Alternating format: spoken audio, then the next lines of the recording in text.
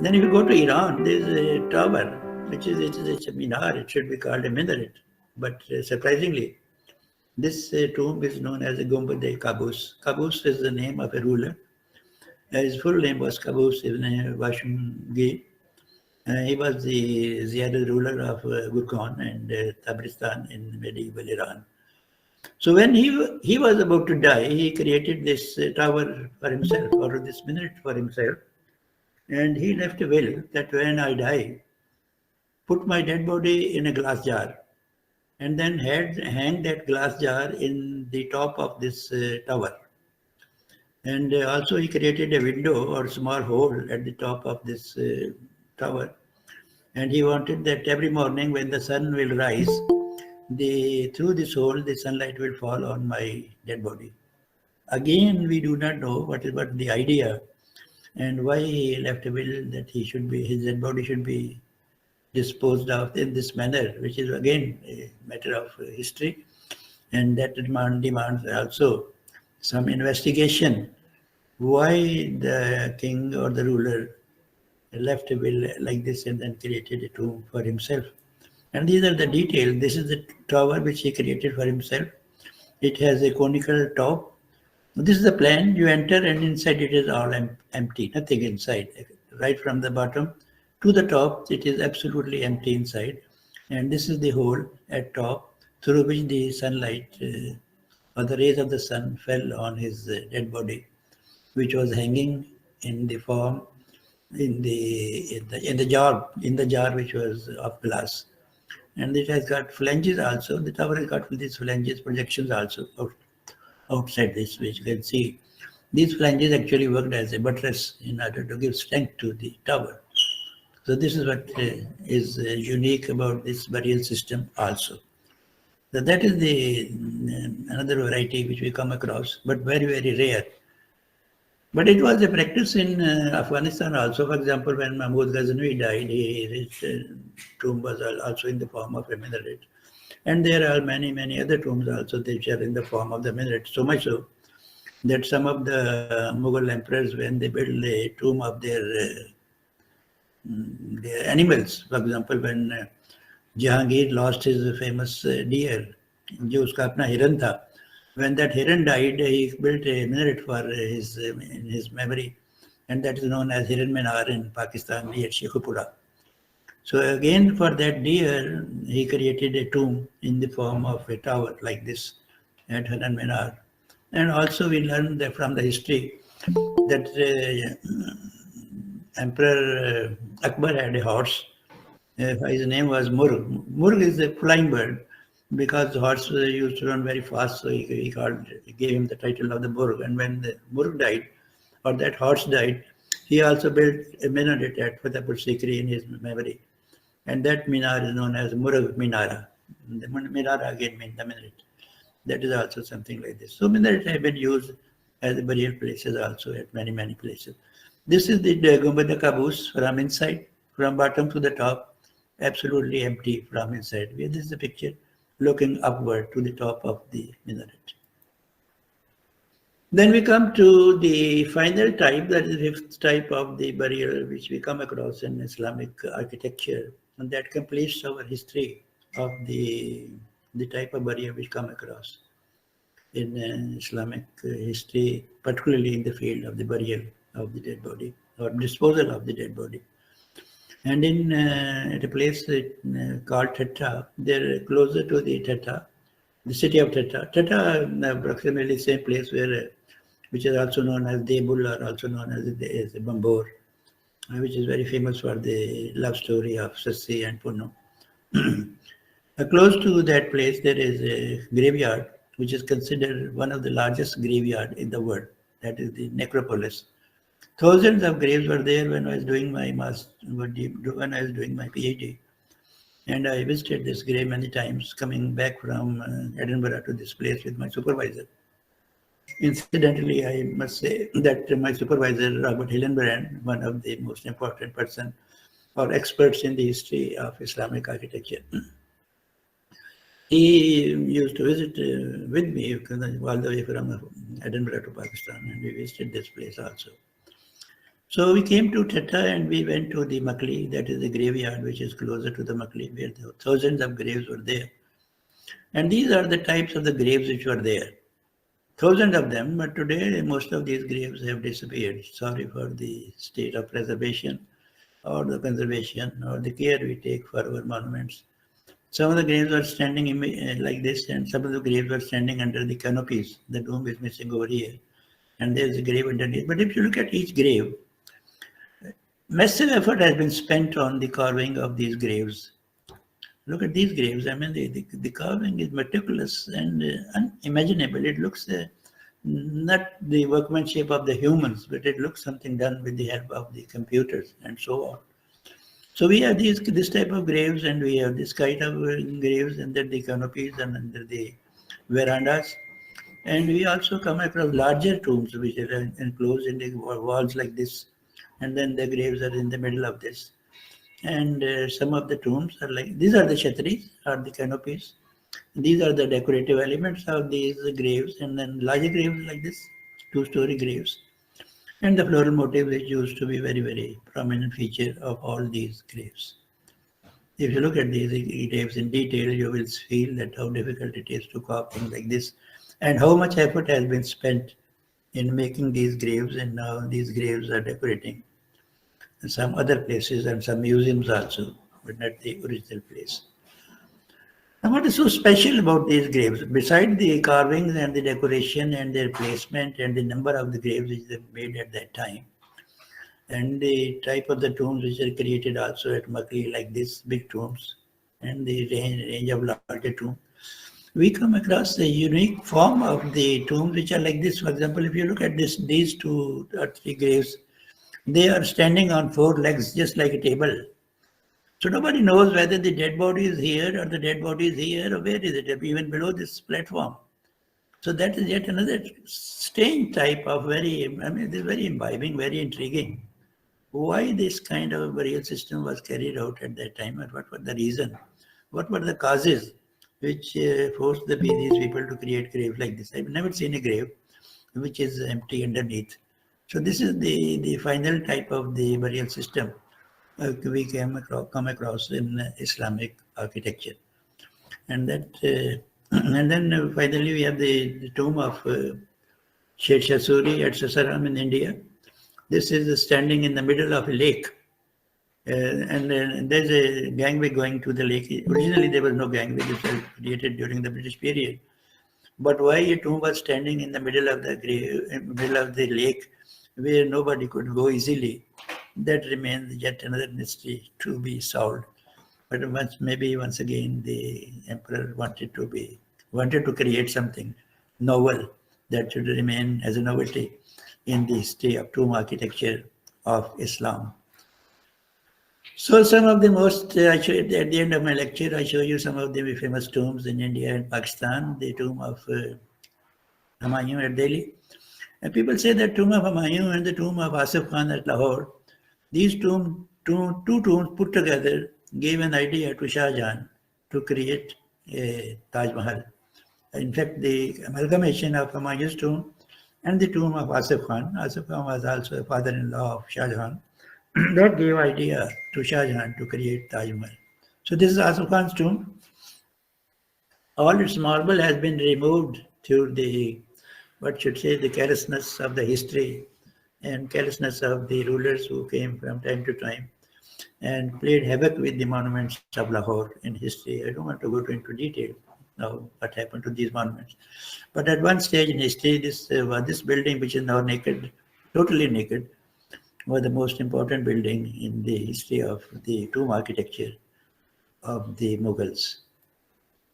Then the tomb of Madhya, father of Noor Jahan at Agra, once again fully decorated with Petra Dora.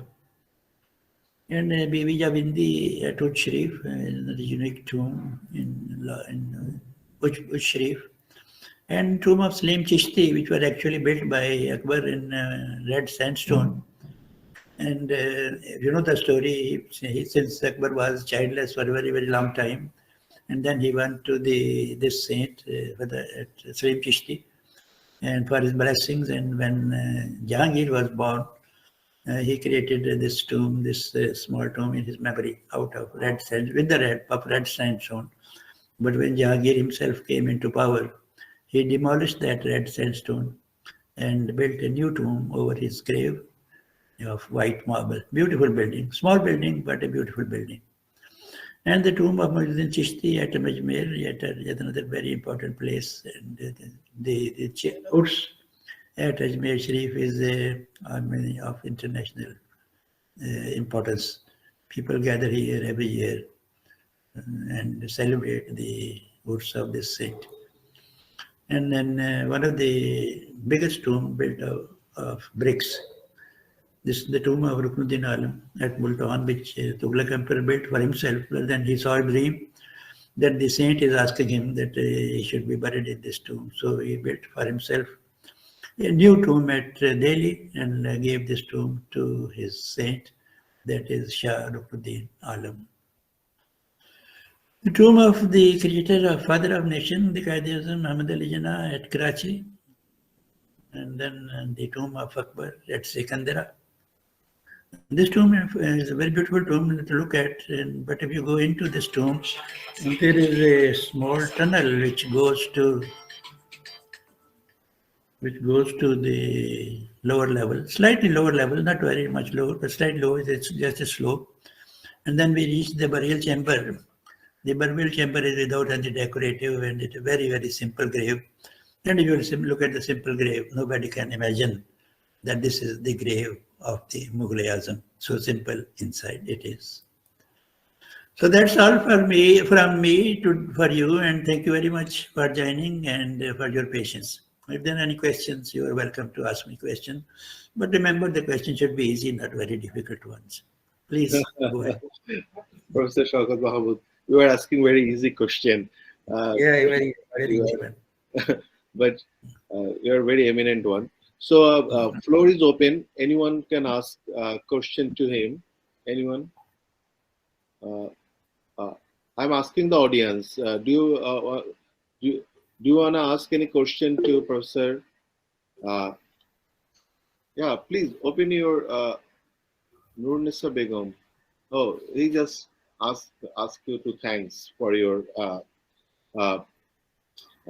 paper presentation. But anybody wants to ask anything else to him? Yeah. May I ask a question, please? Please. Yeah, please. Actually, good afternoon, Professor. Thank you very much. I'm really so impressed by this presentation. I don't have to tell you that in words, but I have a small, maybe I missed what you said. The Charbagh concept divided by the 4 channels of water is also in Hyderabad in the Qutub Shahi tombs. So naturally from Persia, this traveled to North India. From there, it traveled to the deep south also. Now, what I want to say is I heard that the 4 channels are, they symbolize the wine, the holy wine. I know what you said, that it's not the intoxicating wine, the nectar, and what else? I missed out that because of the audio, poor weak audio on my phone maybe. Yeah, I can name those 4 canals also. One is the pure water, second is the pure milk, and third is the pure honey, and the fourth is the wine, which is known as Sharabe Tahura.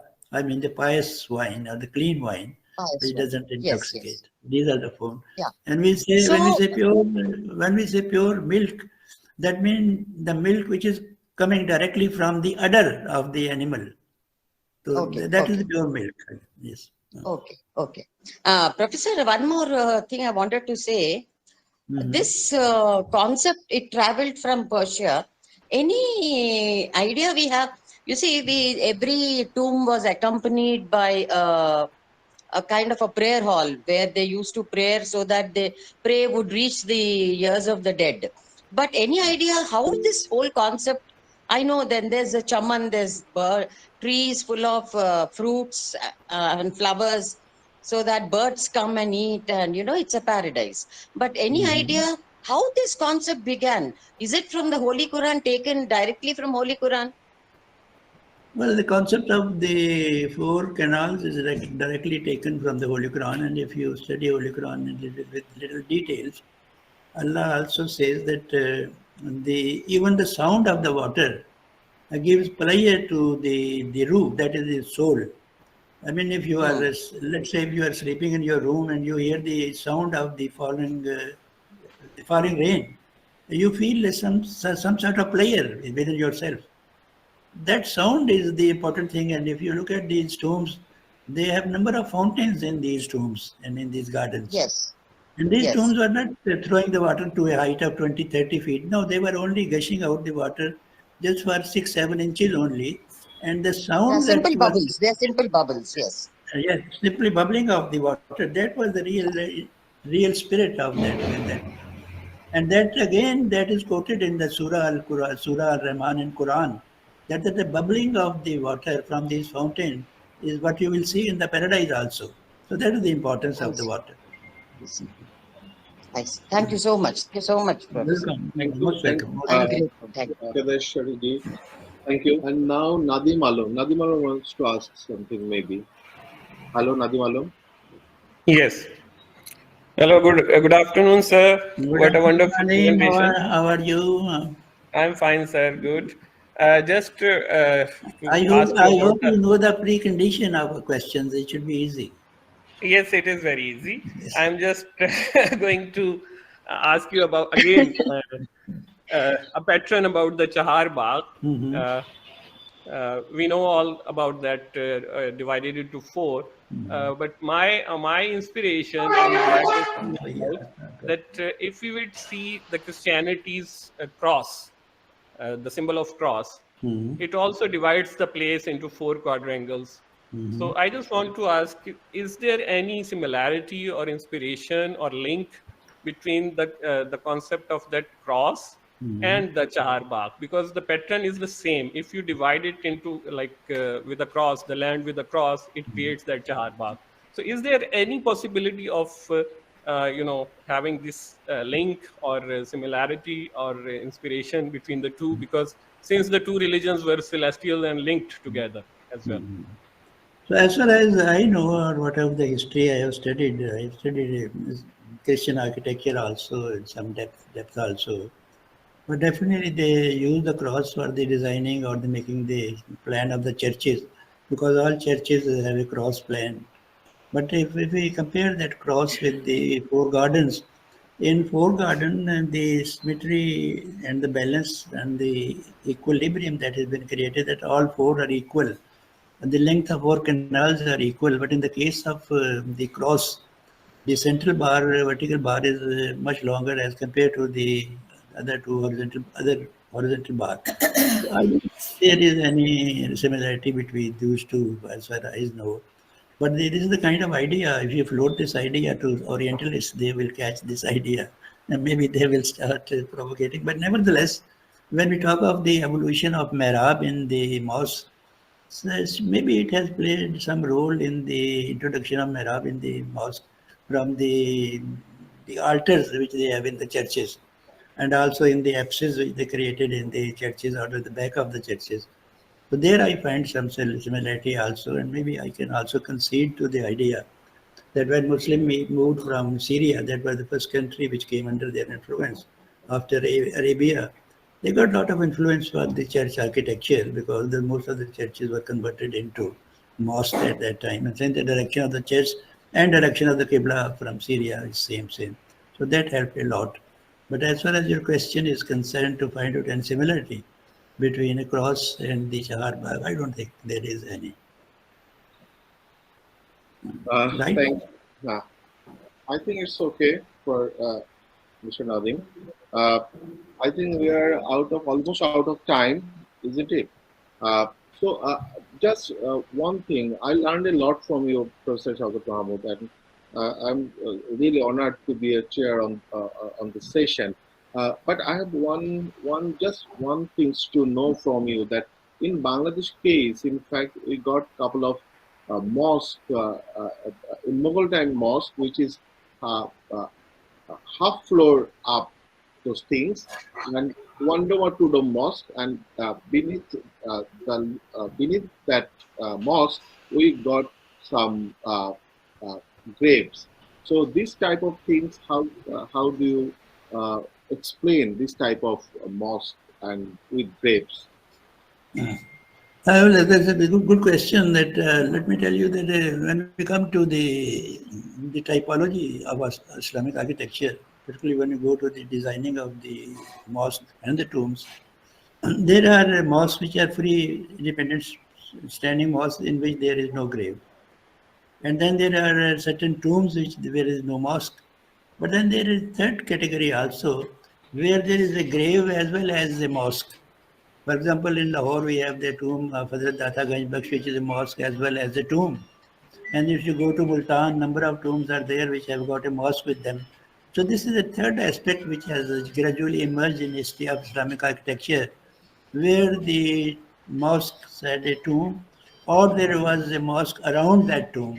So that is a third category, and so it's very common.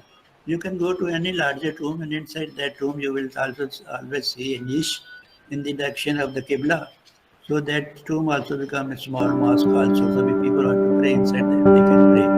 So that category is also very